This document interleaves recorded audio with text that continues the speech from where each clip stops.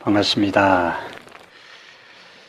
우리가 지금 저녁에 계속 하나님의 품성에 대한 문제를 살핍니다. 창세기에서 우리가 에녹을 살폈고, 에녹의 삶 가운데 특징이 에녹은 하나님과 동행했고, 그 다음에 죽음을 보지 않고 하늘을 통과했고, 그 다음에 지난번에는 우리가 에녹은 하나님을 기쁘시게 하는 삶을 살았다 하는 것을 살폈습니다.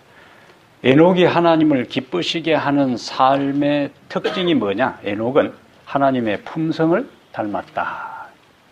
에녹이 하나님의 성품을 닮았기 때문에 그러한 에녹을 바라보면서 하나님께서 기뻐하셨다 하는 것을 우리가 함께 말씀을 보았습니다. 그래서 세부적으로 그러면 에녹이 하나님을 닮았다, 하나님의 품성을 회복했다 할 때에 하나님의 품성은 구체적으로 무엇인가? 하나님의 품성이 무엇인지를 알아야 우리가 하나님의 품성을 닮아갈 수 있어요. 많은 경우에 하나님의 품성이 구체적으로 뭔지도 모르면서 우리는 하나님의 품성을 닮아야 된다, 하나님의 품성을 닮아야 된다 하는 경우가 많습니다. 품성이 무엇인지를 모르는 상태에서 아무리 우리는 하나님 품성을 닮게 해달라고 기도해봐야 닮아가는 게 아니에요. 하나님의 품성은 하나님만이 가지고 있는 고유한 품성이 있고, 피조물인 인간과 함께 공유하는, 나누는 품성이 있어요. 하나님만 가지고 있는 절대적인 품성, 그걸 속성이라고 합니다. 성품. 그것은 하나님은 영원하시다 하는 거하고, 또 뭐가 있겠어요? 하나님은 모든 것을 아신다 하는 전지하시다는 것하고, 하나님은 모든 것을 하실 수 있다 하는 전능성. 또 뭐가 있을까요? 하나님은 모든 곳에 계신다. 무소부재, 편재성이라 그래요. 그거는 하나님만이 가지고 있는 겁니다. 그래서 우리가, 피조물인 우리가 그것을 닮아갈 수가 없어요. 그걸까지 닮아버리면 하나님하고 우리하고 똑같아지는 거예요. 창조주와 피조물 사이에 차이가 없어지는 겁니다. 그건 하나님만이 가지고 있는 독특한 속성이고, 우리가 하나님의 품성을 닮아야 된다. 하나님께서 인간을 창조할 때에 하나님의 형상을 따라 창조했을 때에 있어서 그 내용들을 우리가 이제 살피는데, 첫 번째는 거룩이라 그랬어요. 거룩. 그래서 거룩을 지난 2시간 했고, 오늘 이제 그 마지막 매듭을 짓고, 다음 시간에는 하나님의 의, 하나님의 사랑, 하나님의 용서, 하나님의 자비, 하나님의 오래 참음, 하나님의 긍휼, 이것을 이제 하나하나 차례대로 하겠어요. 그것이 뭐냐면, 그러한 모든 것을 갖추시고 이 세상에서 완벽한 하나님의 품성을 재현하고 보여준 분이 바로 예수 그리스도입니다. 예수 그리스도의 삶은, 예수님께서 이 세상에 오신 목적은 크게 두 가지인데, 하나는, 첫 번째는 하나님의 품성을 사람들에게 드러내주기 위해서, 보여주기 위해서 오셨어요. 왜냐하면 인간의 문제, 세상의 문제는 하나님의 품성에 대한 왜곡, 하나님의 품성에 대한 오해, 하나님의 품성에 대한 잘못된 이해 때문에 이 세상에 많은 문제가 있기 때문에, 하나님의 본체의 형상이시요 그 영광이 되시는 그분이 직접 오셔서 태어나서 돌아가실 때까지 그 삶 전부를 통해서 인간들에게 뭘 보여주셨는가? 하나님은 이런 분이시다 하는 것을 그의 삶을 통해서 보여주신 거예요. 그래서 우리가 성경을 연구하고 읽으면서 항상 염두에 두어야 될 것은, 내가 지금 읽고 내가 지금 연구하고 묵상하는 이 말씀이 하나님의 모습을 어떻게 드러내고 있는가 하는 의식을 가지고 성경을 읽을 필요가 있어요. 그런 의식 없이 성경 전체를 창세기 1장 1절부터 계시록 22장까지를 통달한다 할지라도 그것이 우리를 변화시키는 게 아니에요. 지식이 우리를 변화시키는 게 아닙니다. 성경 속에 나타난 하나님의 모습을 예수님의 인격을 깨닫고 그 인격을 닮아가기 위해서 매일매일 그분을 바라보고 묵상하고 그분이 사셨던 것을 흉내내고 따라가는 가운데 우리의 삶이 하나님의 모습으로 또 예수님의 모습으로 닮아가는 겁니다. 그게 그리스도인의 삶이에요. 예수님께서 이 세상에 오신 첫 번째 목적은 하나님의 품성을 피조물들에게 보여주기 위해서 오셨다. 그 다음에 두 번째는 우리가 아는 대로 인간을 구원하기 위해서 오셨어요. 그러면 인간을 구원하는 목적도 궁극적으로는 뭐냐? 인간이 죄를 범함으로 인해서 구원이라는 것이 궁극적으로 지향하는 그 방향은 하나님의 형상 회복이에요. 구원의 궁극적인 목적도 뭐냐? 회복이에요, 회복. 하나님께서 인간을 처음 창조했을 때에 하나님의 품성. 그래서 그것을 보여주면서 따르게 함으로 인간에게 하나님의 모습, 예수님의 모습이 재현되게 하는 것이 예수님께서 이 세상에 오신 두 번째 목적이 됩니다. 구원의 궁극적인 목적은 하나님의 형상 회복이다. 하나님의 품성, 하나님의 형상 회복입니다. 그래서 그 중에 첫 번째 요소로 우리가 뭘 살핀다고요? 거룩. 자, 거룩은 구별됨이라 그랬어요. 구별됨. 지난 시간까지 우리가 살폈고 오늘은 십계명을 통해서 하나님의 구별됨이 인간에게 하나님께서 구별됨, 거룩함을 어떻게 가르치셨는가 하는 것을 보겠습니다. 십계명이 어디에 나와요? 출애굽기 몇 장에? 20장에 이제 나옵니다. 출애굽기 20장을 펴보세요. 출애굽기 십계명을 우리가 이해하는 여러 관점들이 있는데 오늘은 십계명 속에 나타나는 하나님의 거룩, 하나님의 구별성에 대한 것을 염두에 두고 십계명을 보겠다. 자, 출애굽기 20장. 원래 십계명을 일반적으로 사람들이 이해할 때에 3절부터 십계명이라고 이해를 해요. 첫째 계명. 그러나 1절, 2절은 십계명의 서론이기 때문에 1절, 2절까지가 십계명 안에 포함됩니다. 자, 거기에 하나님이 이 모든 말씀으로 말씀하여 이르시되 나는 너를 애굽 땅 종되었던 집에서 인도하여 낸 네 하나님 여호와니라. 요 십계명 서론이요. 십계명 서론이 왜 중요한가?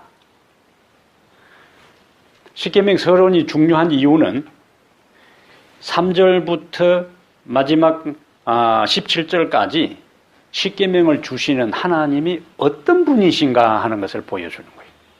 여기 1절, 2절에서 하나님 어떤 분으로 소개돼요? 인도하여 낸 여호와 하나님. 그럼 인도하여 냈다는 것은 다른 말로 하면은 애굽에서 너희를 구원할 하나님이 아니고 구원하신 하나님이다. 그러면은 이 이야기는 3절부터 17절까지 나오는 십계명은 이 첫째 계명부터 10째 계명까지를 잘 순종하면은 인도하겠다, 구원해 주겠다는 것이 아니고 이미 뭐요? 구원하신 다음에 이제 내가 너를 뭐 했으니까? 구원했으니까 이렇게 살아라. 그거죠. 그러니까 순종보다 우선되는 것은 먼저 일어나는 일들, 구원이요, 구원. 그러면 순종은 뭐냐? 구원받은 자의 삶의 모습이요.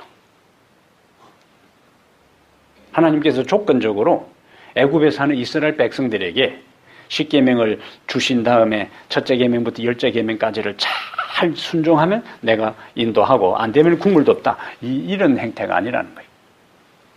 그래서 인간이 이스라엘 백성들이 애굽에서 구원받은 것은 전적인 하나님의 은혜다. 그들은 하나님께서 인도하시는 대로 그냥 따른 것밖에 없어요.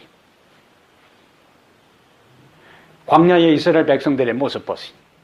얼마나 많은 문제들이 그들 속에서 드러나요. 그런 사람들의 행실과 행위와 모든 모습들을 애굽에 있을 때에 그걸 가지고 그들을 구원한다면은 애굽에서 그 구원받을 사람 없어요. 온갖 허물과 문제와 결점과 약점이 있음에도 불구하고 하나님께서 이끄시는 대로 따라 나온 그것으로 그들이 구원을 받았어요. 그래서 구원은 전적으로 하나님의 은혜다. 은혜다. 그리고 하나님께서 우리에게 십계명을 주신 것은 십계명을 순종하면은 구원해 주는 것이 아니고 내가 이미 너희를 구원했으니까 이제는 하나님의 자녀답게 어떤 삶? 순종하는 삶. 그 다음에 우리가 지금 살필 단어? 거룩, 구별된 삶을 살아야 된다. 그게 이제 첫째 계명부터 하나하나 나타나 있습니다. 자, 3절에 너는 나 외에는 다른 신들을 내게 두지 말라. 이것은 참 하나님과 거짓 신의 구별이에요. 첫째 계명부터 너는 나 외에는 다른 신들을 내게 두지 말라 했으니까 신에 대한 이해, 신을 섬기고 신에 대한 모든 그에 대해서도 구별성이 있어야 된다. 아무 신이나 무턱대고 신으로 부르고 신으로 고백하고 신으로 따라서는 안 된다는 거예요. 그럼 첫째 계명부터 신앙의 첫 출발이요. 자, 내가 너를 구원했으니까 너희 이렇게 살아야 된다 하면서 첫 번째를 뭘 제시를 했는가? 너는 나 외에 다른 신을 내게 두지 말라. 그것이 서론하고 연결되는 거예요. 나 여호와가 너희를 구원했으니까 구원한 나 외에 다른데 눈 돌리지 말라. 다른 신으로 섬기면 안 된다는 거예요. 그래서 참 하나님과 거짓 신의 구별. 예레미야 10장 한번 가보겠어요.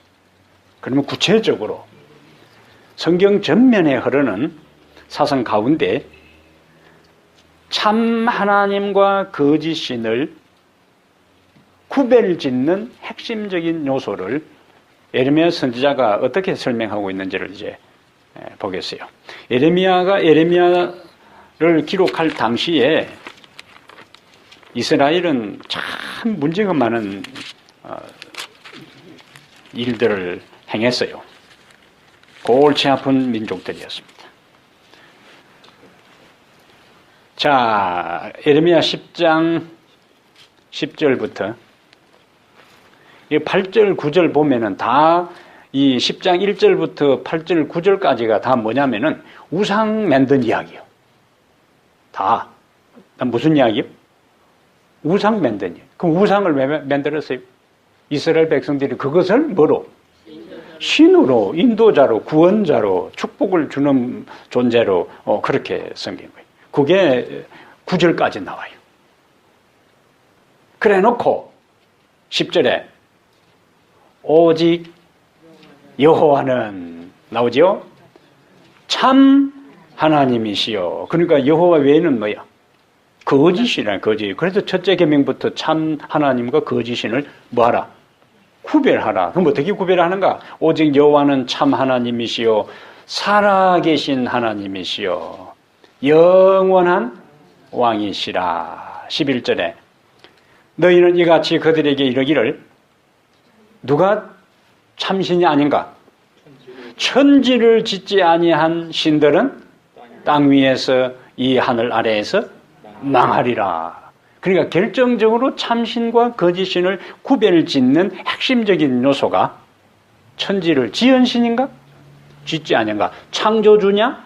아니냐가 참신과 거짓신을 구별짓는 분별하는 결정적인 요소라는 거예요. 그래 놓고 12절에 보니까 어떻게 되는가? 여호와께서, 왜냐하면 위에 보면은 여호와가 10절에 참 하나님이요 영원한 왕이시라 해놓고 그 여호와가 어떤 분이신가? 12절에 여호와께서 그의 권능으로 땅을 지으셨고 그의 지혜로 세계를 세우셨고 그의 명철로 하늘을 펴셨다. 뭐 하셨다는 거예요? 창조하셨다는 거예요. 그러니까 이렇게 창조한 분 외에는 참신이 아니다. 따라왔죠? 그럼 우리가 왜 하나님을 예배해야 하는가? 시편 95편, 여기 이제 예배의 목적, 예배의 이유에 대한 거예요. 시편 95편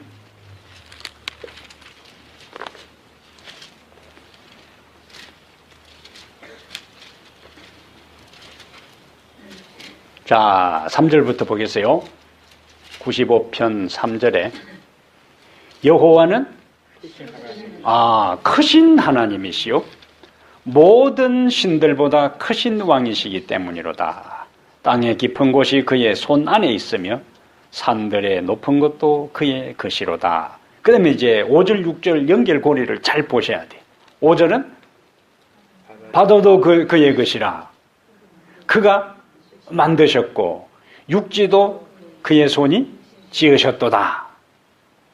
그 다음에 6절에 오라 우리가 굽혀 경배하며 우리를 지으신 여호와 앞에 무릎을 꿇자. 뭔 이야기죠?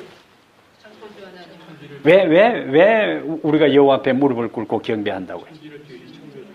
여호와가 천지를 지으신 창조주 하나님이시기 때문에. 그래서 우리가 여호와 하나님을 예배하는 가장 결정적인 이유는 그분이 창조주 하나님이시기 때문에 우리가 그분을 경배하는 거예요.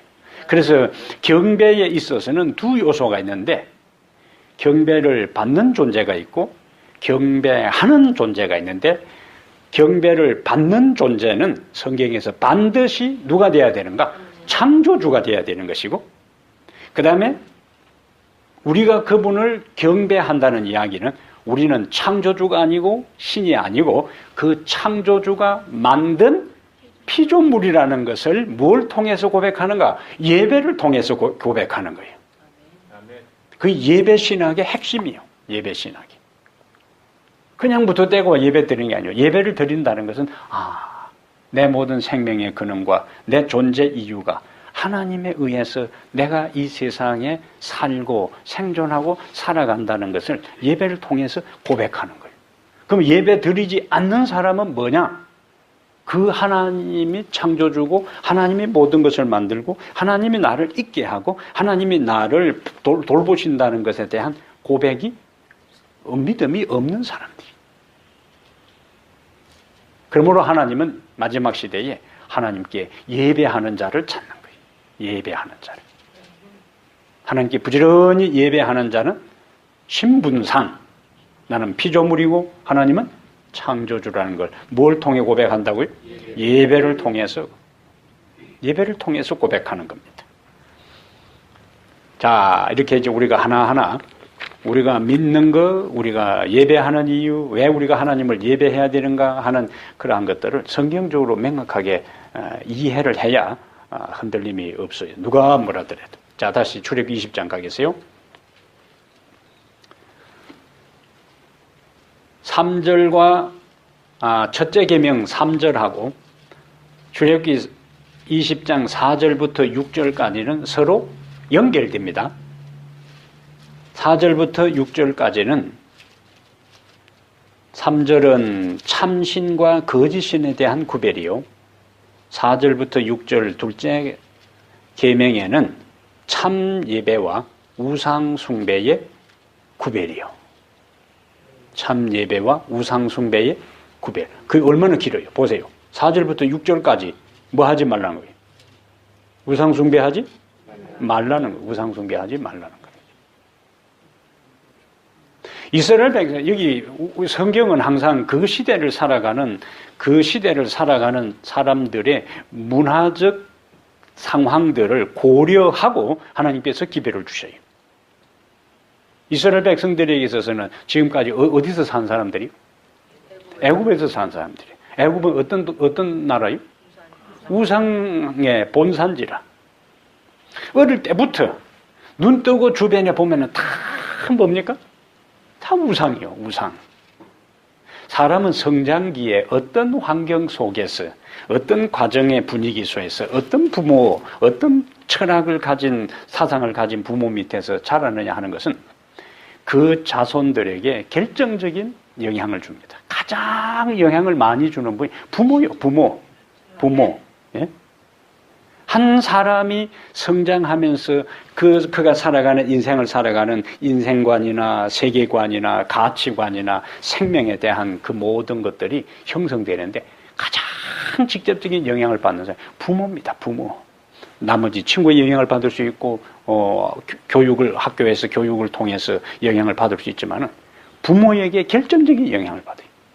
그것도 성장기에. 그래서 엘렌 지 화이트는 한 자녀가 태어나서 그 고비고비의 중요한 과정이 있는데 첫 번째 단계가 3살 때, 그 다음에 7살 때, 그 다음에 12살 때.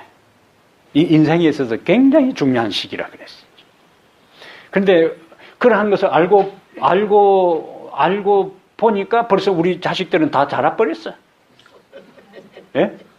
뭘 좀 이렇게 키우면 되겠다 하고 깨닫고 보면은 벌써 다 커버렸어. 안타까운 일이요. 그래서 우리 손주들이, 예? 손주들을 키울 때에 우리 자녀들에게 하지 못한 것을 우리 자녀들에게 반복해서 교육해야 되는 거예요. 손주들을 어떻게 키워야 될지. 우리가 이제 자녀들이 다 자라고 난 다음에는 처음 키울 때는 경험도 없으니까 어떻게 해야 될지 수많은 실수의 연속이, 시행착오 연속이지만은 이제는 우리의 손주들이 자라올 때는 여유를 가지고 바라볼 수 있는 거예요. 그래서 늦게나마 성경적 원리, 가장 결정적 영향을 주는 것은 부모라는 것을 우리가 의식하고 가정의 분위기, 가정에서 한 자녀가 성장하면서 부모가 어떻게 살아가는가, 그 부부가 어떤 관계 속에 살아가는가를 지켜본 대로 그들이 결혼 생활을 그대로 합니다. 그거는 뭐 그렇게 하라고 가르치고 할 것, 자질 것도 없어. 아버지가 엄마를 막 대하면은 그 아들은 장가 가면은 자기 마누라를 반드시 그렇게 대합니다. 예? 그 다음에 엄마가 아버지한테 막 달라드는 거 보면은 그 딸은 시집 가면은 자기 남편에게 반드시 그렇게 합니다. 그냥 그대로 하는 거예요. 자기가 의도적으로 하는 것이 아니고 자기도 모르게 그냥 나타나는 거라. 예? 예. 자, 그래서 이 우리 부모의 역할이라는 게요, 두려울 정도로 굉장히 중요한 겁니다. 참 아쉬운 게 한두 가지가 아니죠.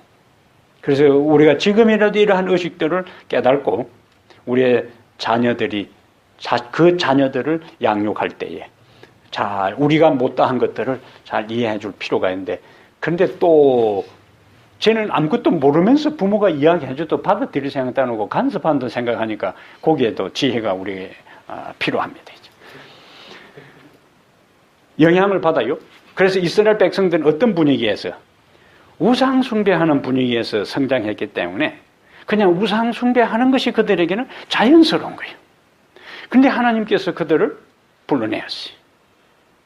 놔두면은 그들은 여차하면은 우상 숭배하는 거예요. 그래서 길게 보세요. 예? 4절부터 6절에 걸쳐서 우상 숭배하지 말라는 것, 다른 신을 경배하지 말라는 것 강조합니다. 그럼 왜 하나님께서 참 하나님 외에 우상 숭배하는 것에 대해서 그렇게 진절머리를 내고 반복해서 경고하고 견책하고 선자들을 파견하고 하셨는가?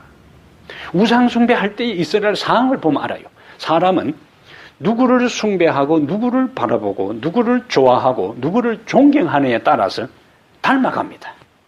수준이 결정되는 거예요.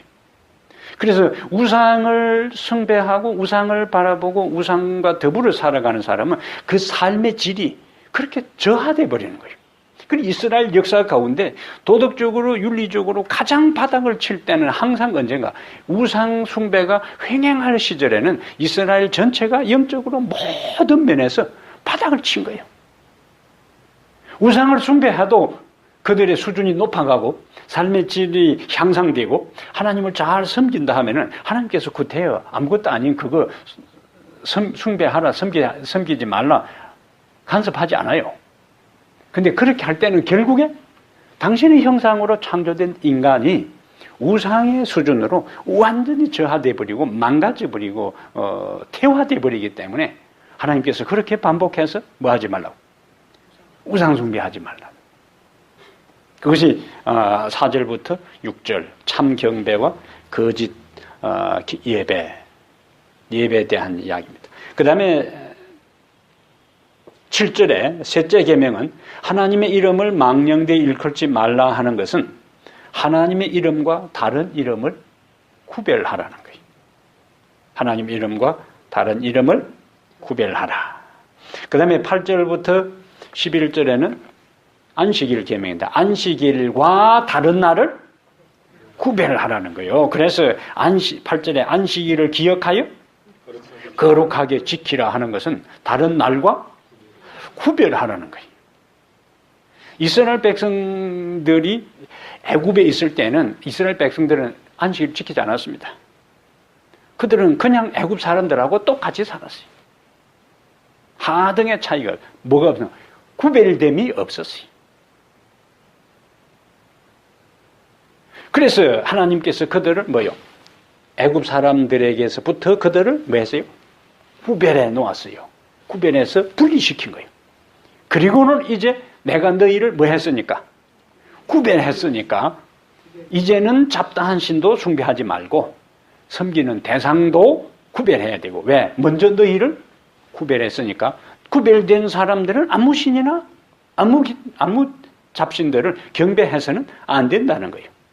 그러면서 그 잡신들을 잡다한 우상들을 경배하는 대신에 창조주 하나님 너희를 애굽에서 구원하신 나를 경배하는데 그 경배하는 나를 이제는 뭘 통해서? 안식일을 통해서 이 안식일에 다른 날과 구별하여 구별된 안식일에 다른 신과 구별하여 나 여호와를 경배하라. 그게 안식일의 정신이에요.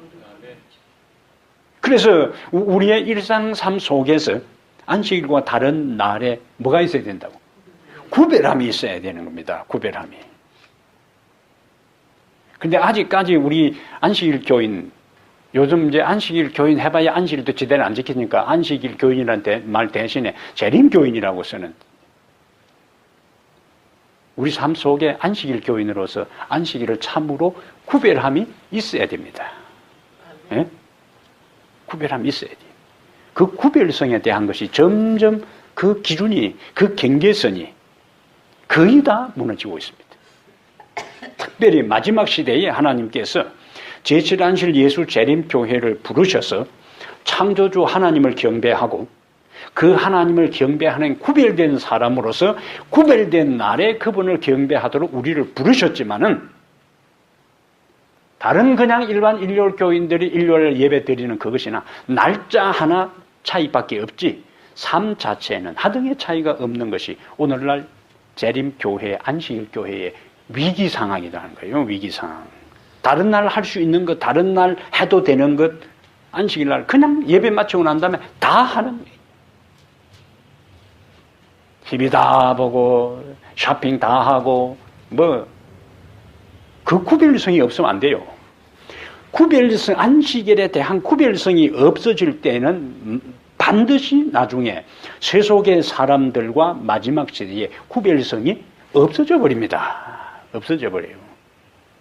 의도적으로 자꾸 내가 하나님께서 명령하신 그날의 구별성에 대한 것들을 의식하고 살아갈 때 결정적인 순간에도 마지막 역사의 그 끝날에도 그 세속화된 사회 속에 거대한 세속의 물결이 휩쓸려가고 죄악의 물결이 넘쳐나는 그때에도 하나님께서 우리를 뭐로? 구별된 사람으로서 구원해 줄 그때에 그 앞에 설 수가 있는 거예요. 그래서 이스라엘 사람들이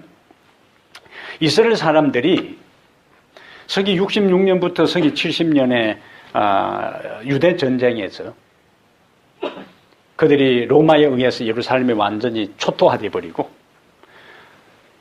100만 명이 몰살하고 그 다음에 건강한 사람들은요 건강한 사람들은 로마로 다 포승줄에 묶여서 쇠사슬에 묶여서 끌려갑니다. 그리고 콜레세움 원행극장에서 검투사들에게 죽임을 당하고, 그 다음에 맹수들하고 싸움 붙여가지고 죽고, 그 다음에 살아남은 사람들은 일반 귀족들에게 노예로 다 팔려갔어요. 그 포로로 잡혀가지 아니한 사람들은 전 세계적으로 흩어졌습니다. 그 유대인의 역사예요. 그런데 1948년 5월 달에 시온주의 운동에 의해서 2차 대전이 끝나고 난 다음에 1948년 5월 달에 약 5만 명이 팔레스타인에 귀환하게 되는데, 2000년 동안 전 세계 유랑민족으로 있다가 다시 아브라함의 후손이라는 정체성을 가지고 그들이 이스라엘로 올 수 있었던 이유가 무엇이냐? 그들의 정체성을 상실하지 않고 생존하고 살아남을 수 있었던 이유가 뭐냐? 그들이 안식일을 기억하여 지켰다는 거예요. 그래서 유대인 사상가들과 철학자들은 뭐라고 하는가? 우리가 안식일을 지킨 것이 아니고 안식일이 우리를 지켜주었다, 그렇게 이야기하는 거예요. 예? 우리 유대민족이 안식일을 지킨 것이 아니라 안식일이 우리 유대민족을 지켜주셨다.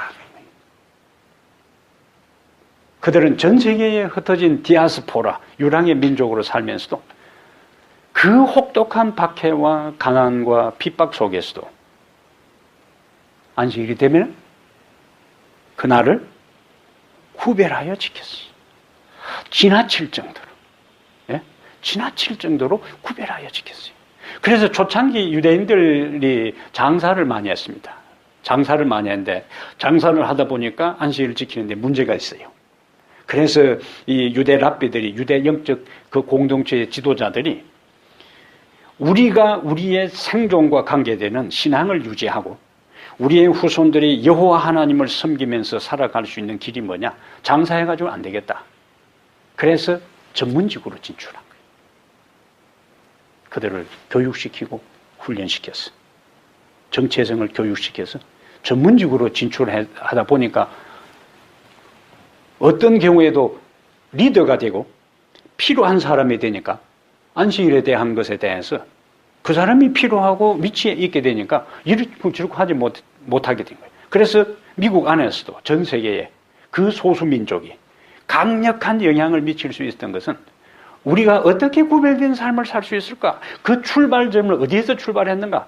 우리가 어떻게 안식일을 잘 지킬 수 있을까? 그것을 고민하고 나름대로 방법을 모색하고 길을 찾는 가운데 그들이 세계에 있어서 그 소수민족이고 전 세계에 흩어져 있으면서도 온갖 무시와 멸시를 당하는 가운데서도, 예?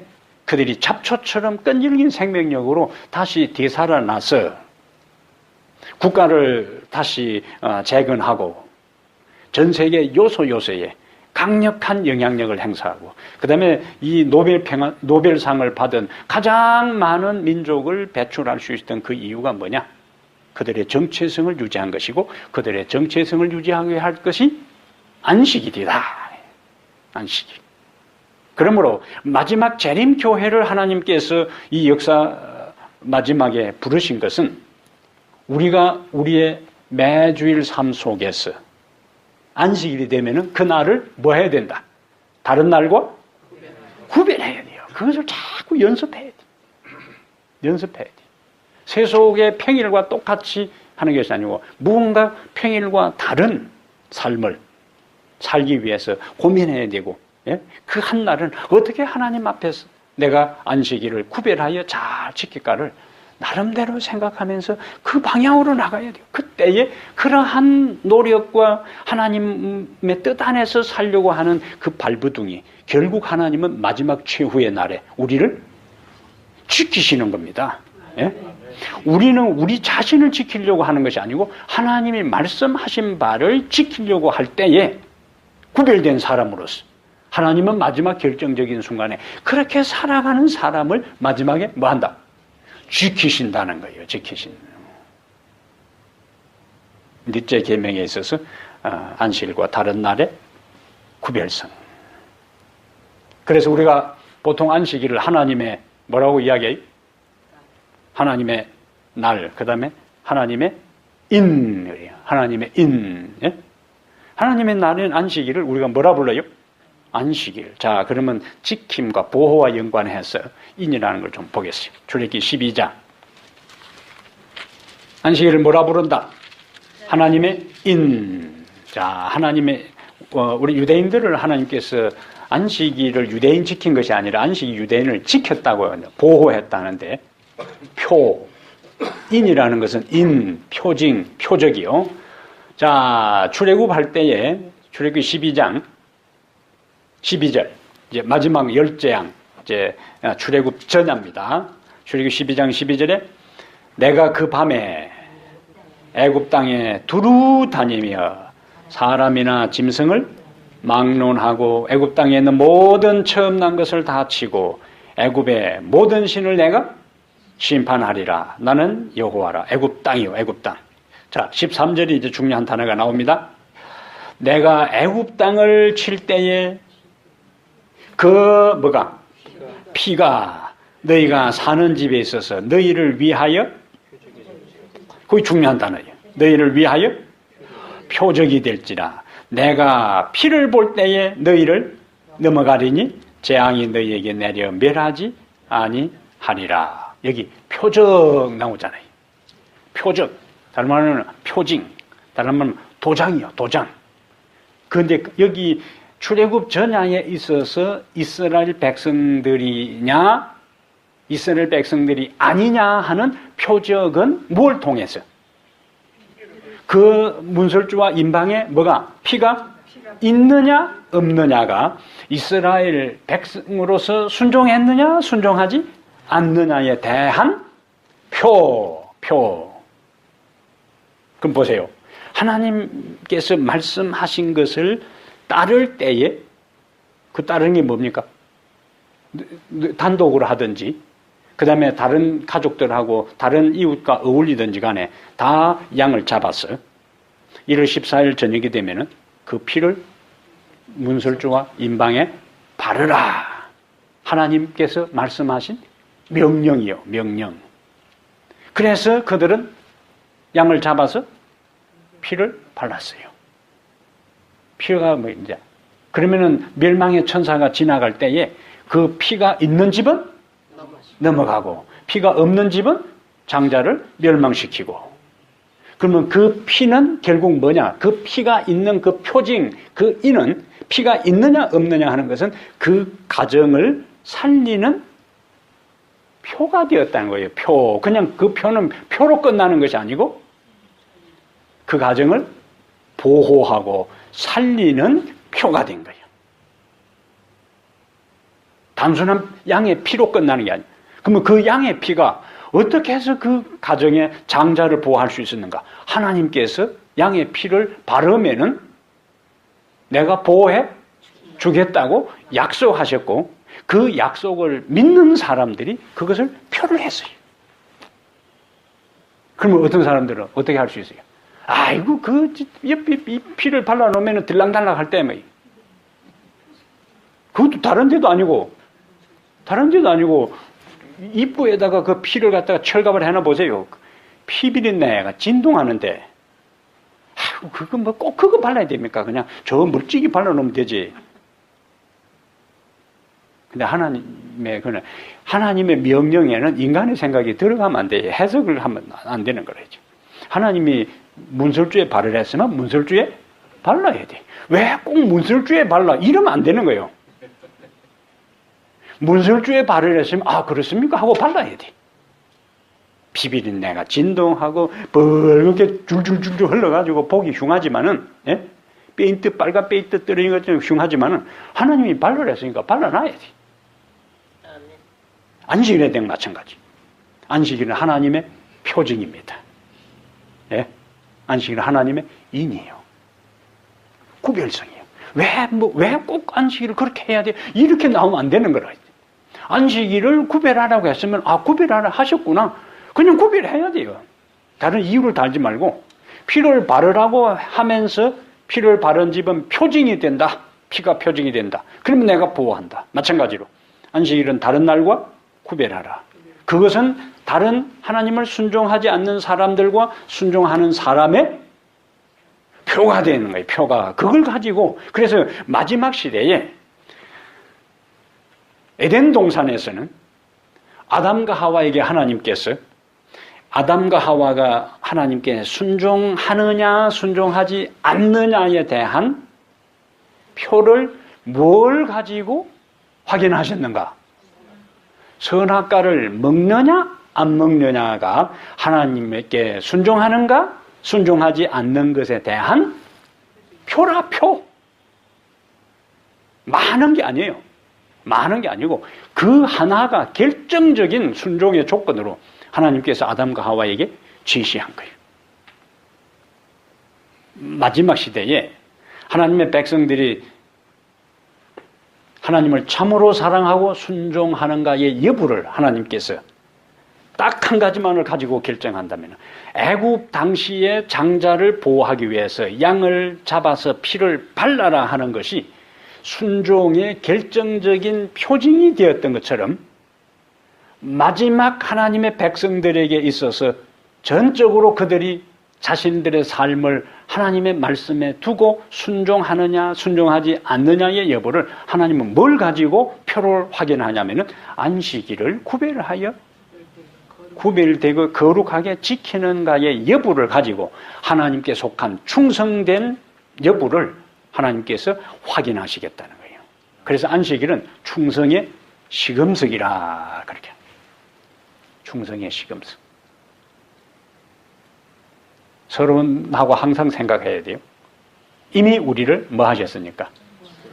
구원해서 구별해 내었으니까 하나님께 구원받은 자의 삶의 모습은 다른 신과 구별하여 창조주 하나님, 나의 구원자 하나님을 구별하여 섬기는데 그 구별하여 섬기는 경배의 날로 안식일을 다른 날과 구별하여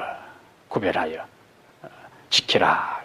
그래서 표적은 우리가 안식일이 바로 저렇게 20장에 나오는 안식일이 하나님과 우리들 사이에 표징, 사인이 된다. 됐어요? 자, 그 다음에 다시 출애기 20장에 이제 마지막 부분 조금 빨리 나가겠습니다. 안식일 받고 12절 다섯째 계명 네 부모를 공경하라. 그리하면 네 하나님 여호와가 네게 준 땅에서 네 생명이 길리라. 이거는 부모를 섬기는 것과 그것에 대한 마음과 태도의 구별이에요. 그 다음에 13절 살인하지 말라 하는 것은 사람의 생명과 다른 생명체들과 구별하는 것이고 그 다음에 7째 계명 14절 간음하지 말라 하는 것은 자신의 배우자와 타인의 배우자를 뭐하라? 구별하는 것이고 그 다음에 8째 계명 도둑질하지 말라 하는 것은 자신의 소유와 타인의 소유를 뭐하라? 구별하라. 그 다음에 16절 내 이웃에 대하여 거짓 증거하지 말라. 이것은 진실과 거짓을 구별하라. 한국에 요즘 참 최고의 엘리트들이 거짓말 향연을 합니다. 그거는요, 단지 그들이 거짓말을 하는 것으로 끝나는 것이 아니고 자라나는 청소년들에게 엄청난 부정적인 영향을 끼치는 거예요. 이제는 흐름이 어떻게 되는가? 증거가 없으면 무조건 잡아 떼라. 예? 무조건 잡아 떼라. 더 이상 진실과 바른 것에 대해서 최고의 위치, 대통령부터 거짓말을 밥 먹듯이 하고 있으니까 대통령과 그의 그 추종자들까지가 다 거짓말을 밥 먹듯이 하니까 뭘 보고 배우겠어요? 우리의 이 후세대들이 뭘 보고 배우겠어요?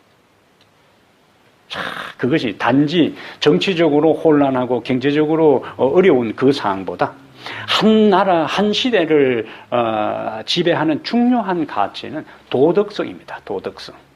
그 국가의 위대한 힘은 경제적으로, 물질적으로, 군사적으로 그 모든 것보다 하나님 앞에서 그 한 조직, 한 개인, 한 국가의 중요성, 그것은 도덕성이, 진실성입니다. 진실성.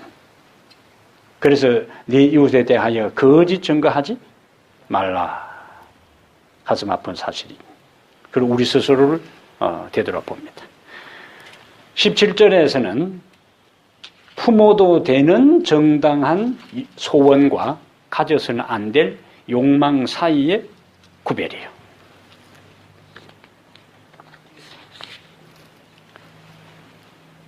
한 두 개만 더 하고 정리를 하겠습니다.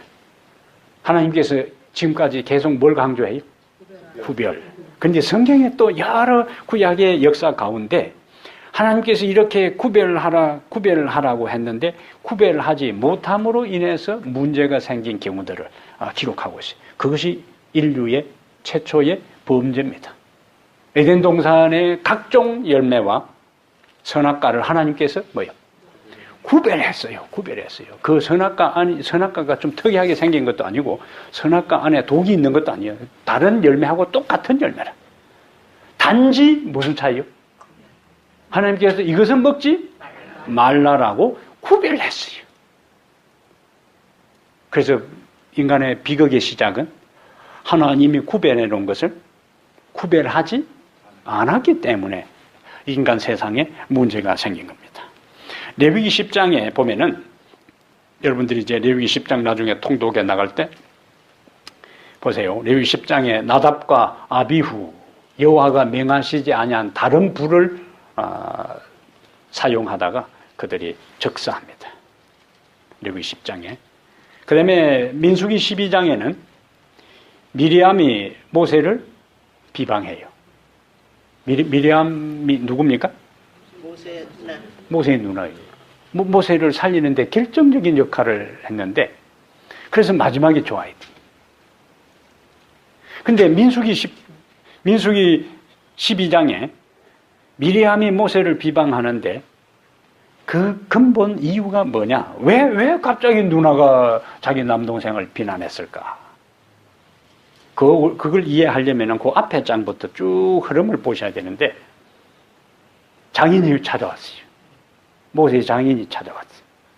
모세의 장인이 찾아오기 전까지 모세에게 가장 곁에서 결정적인 영향력을 행사했던 사람은 아론과 미리암입니다. 가장 200만, 300만 그들을 통솔하는 모세에게 가장 가까이에서 영향력을 행사했던 사람이 미리암하고 아론이었다. 근데 장인이 찾아왔어. 근데 모세가 하루 종일 재판하는 걸 보고 장인이 뭘 제안하죠? 천부장을 세우고 천부장, 백부장, 50부장, 10부장을 세워라. 그리고 큰 일만 자네가 하고 나머지 소소하고 사소한 것들은 그들에게 다 맡겨라. 그러니까 이제는 모세의 그 역할들이 이 권한이 다른 사람들에게 다 많이 위임되었어요.